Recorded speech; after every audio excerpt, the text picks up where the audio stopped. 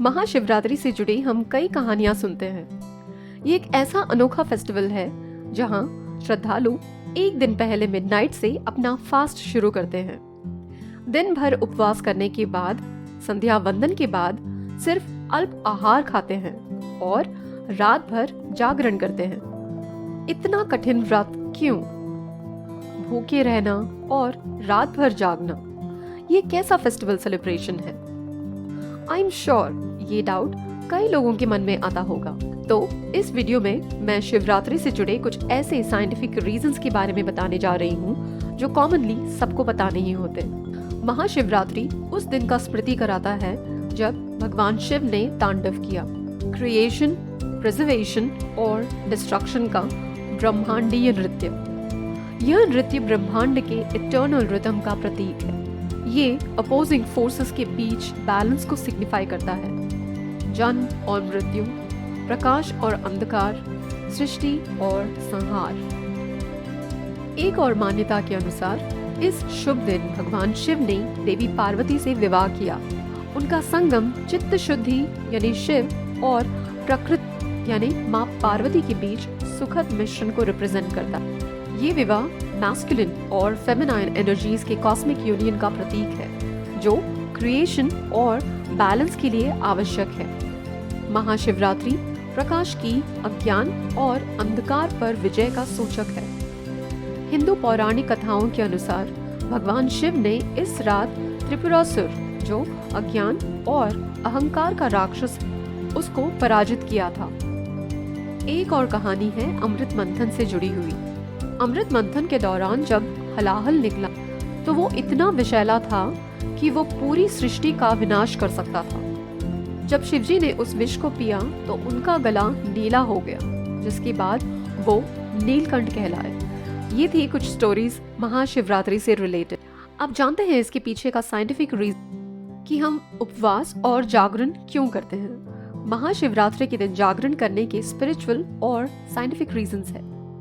सनातन धर्म में महाशिवरात्रि एक मेजर फेस्टिवल है। इसे हर साल भक्ति और श्रद्धा से मनाया जाता है। शिवरात्रि के आसपास एक यूनिक कॉस्मिक अलाइनमेंट होता है। सन और मून कुछ ऐसे पोजीशन होते हैं कि हमारे बॉडी का वाता कॉम्पोनेंट हाईली एक्टिव हो जाता है।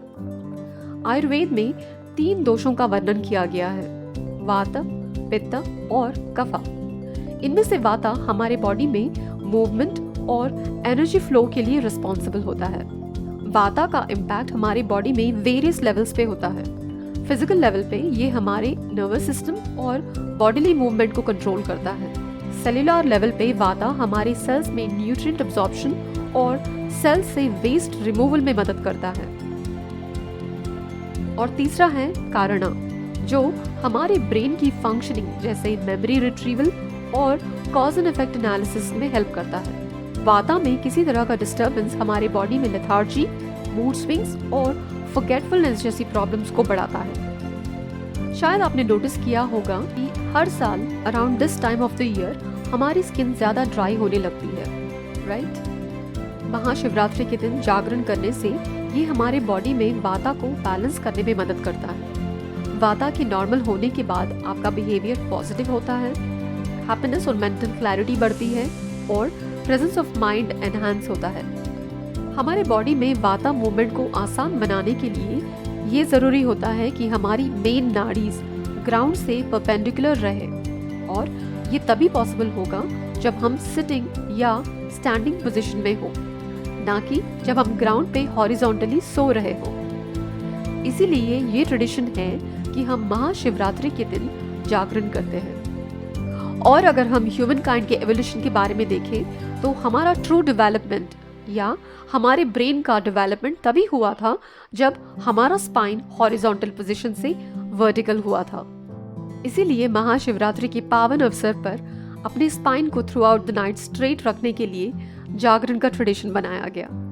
महाशिवरात्रि ये शरीर, मन और आत्मा को शुद्ध करने का टाइम होता है। महाशिवरात्रि के दिन भक्त शिव मंदिरों में जाते हैं, प्रार्थनाएं करते हैं और भगवान शिव को सम्मान देने के लिए अनुष्ठानों में भाग लेते हैं। महाशिवरात्रि भगवान शिव की भक्ति, चिंतन और उत्सव का अवसर प्रदान करती है।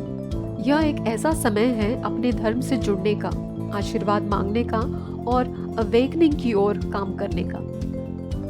रीवा फूड्स की ओर से आप सभी को महाशिवरात्रि की हार्दिक शुभकामनाएं।